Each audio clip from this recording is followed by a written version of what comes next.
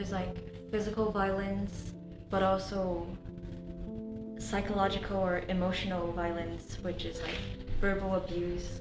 So there's physical and verbal violence. Maybe also blackmailing. I think that's a type of abuse.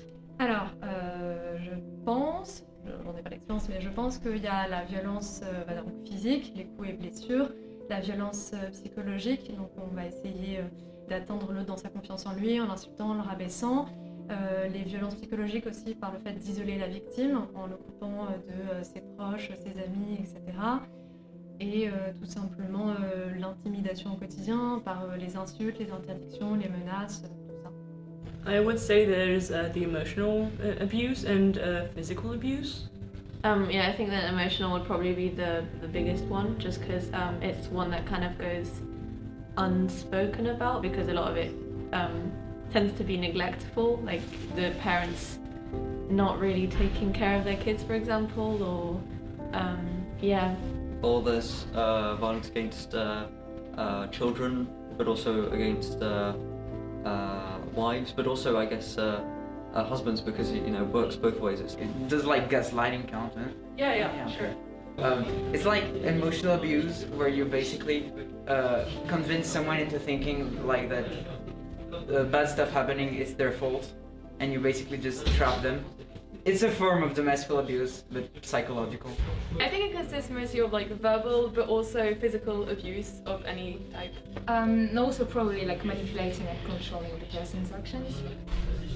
Like controlling the actions or their relationships with other people. I want to say sexual assault, but I feel like that's not that it. could Oh, be it is part okay, of it. great.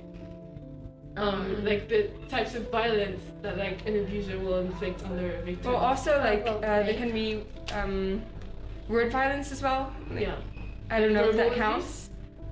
Like if they insult, like let's say parents insult their children or like other members of the family and like push them down. I don't know if that counts as domestic.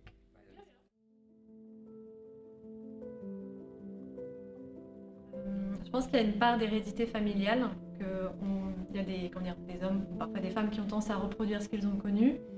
Il y a forcément, je pense, un peu de, il doit y avoir un impact sociologique dans la manière dont on éduque les hommes à la masculinité et à la violence.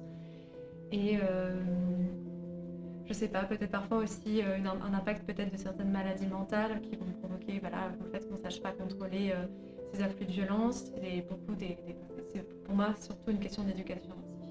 Why does someone start getting violent or manipulate another person? Like, because it often comes from like a reason, you would think. Yeah, I would say problems with anger management, probably related to stress, on the side of the perpetuator.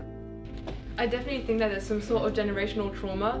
So the way somebody is going to act with their special other, their partner, is definitely affected by the way that they have been educated in what they have seen or what a relationship is supposed to be. So, yeah.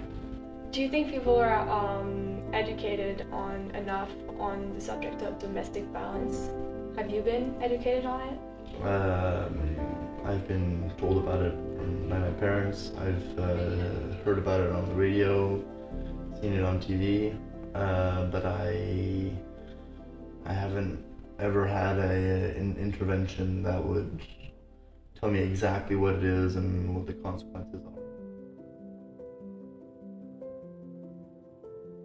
I don't think it's about the age. I think it's more about the personal way, like your personal way of dealing with it and how sensitive you are to these things. Yeah, I mean, obviously, when you grow up, you sort of have your own sort of independent thought and stuff, but I mean, anyone can really be like, at whatever age you can be abused, so I don't really think at any age it's any different. They can like grow up into like violence of their own like later in life, because of course children take after role models, and if they have bad role models, then they'll look up to certain people, especially like parents. So if they it's not good, but they won't see it that way. So that's like one of the ways a future abuser is created terrible mental health. Yes, relationships with people, just like friends, family, like their own family, or yeah, just relationships. And I think overall it's just a really difficult thing to cope with when you have experienced it. Like it has many different repercussions in your life. Make them feel like they're not worth it, that they're not well, they don't know their true value in a way. Yeah, they might feel like they're not good enough ever, or just simply enough. Yeah. And maybe too shy to speak up. Ça va forcément affecter leur confiance en eux, leur confiance en les autres, aussi, comment dire, perturber leurs valeurs, le sens de ce qu'on a le droit de leur faire ou non. Well, first of all, when the children of the family see domestic violence happen in their family, they have a like wrong or false image of what a family should be, or they might become abusive when they grow older. Psychologically, it would lead to trauma. So. Well, it can, because, like, as Gabby said earlier, like when you have a child, like breaking up the relationship would be like you lose half of the income probably. So it's gonna be difficult to educate the children. Yeah, I think there's a big you have to find a balance between like leaving and then having a situation that could potentially be worse because of the economical reasons than like how it would be if you stayed with the person. So it's really a difficult choice to make.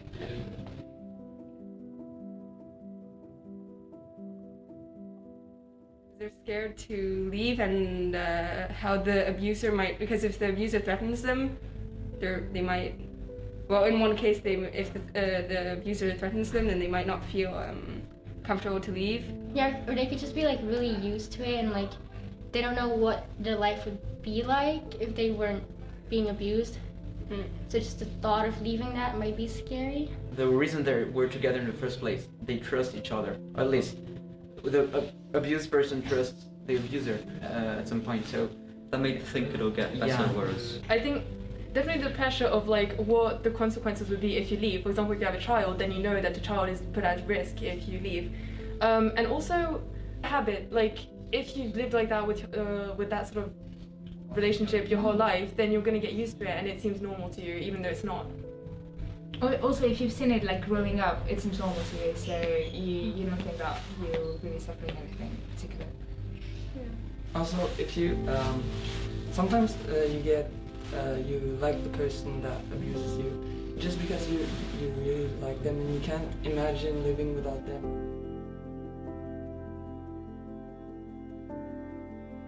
Well, I think they might be more affected because both in some families or cultures, both domestic violence and being queer are taboos. Their situation is riskier than just being one or being the other. I don't have the statistics, but I remember that LGBTQ plus people are more affected. They have higher rates of abuse. I know that, but I don't know the specific numbers. Well, I mean, if someone uses that as a reason to abuse someone, then that could have, in the future, it could mean that they'd be afraid to come out to someone or be afraid to be themselves in front of other people. Because it happens so often, and often people don't speak up about it because they're scared of what people will say or people will neglect it. So it's important to let those people know that they can talk about it. Parce que ça provoque encore trop de morts et de victimes aujourd'hui, que ça impacte sur plusieurs générations des familles. So do you think this is a subject that could be spoken about more in school, like maybe? Yes, I think that it would benefit a lot of people to know how to spot domestic violence, because you could be subject to domestic violence without necessarily being conscious of what it is and thinking it's normal. For example, if that's been your family situation since forever, then you might not be able to differentiate and know exactly what it is. So I think that as many people as possible need to know how to identify it and what to do about it.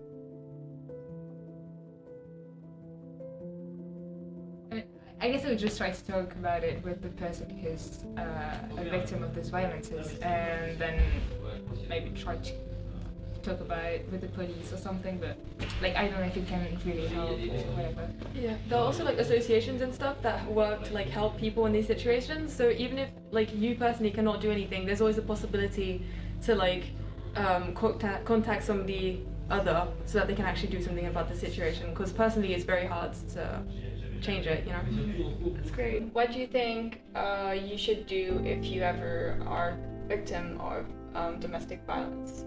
If you feel stuck, I think that the best thing you can do is reach out. If it's urgent, you reach out to the police. If it's less urgent, help from your friends, from your family. I would recommend that you get help. I don't think that it would be easy to reach out. All the time, and probably in most cases, it's not easy to reach out. But I think that trying to make that step towards help and towards changing your situation could go a long way.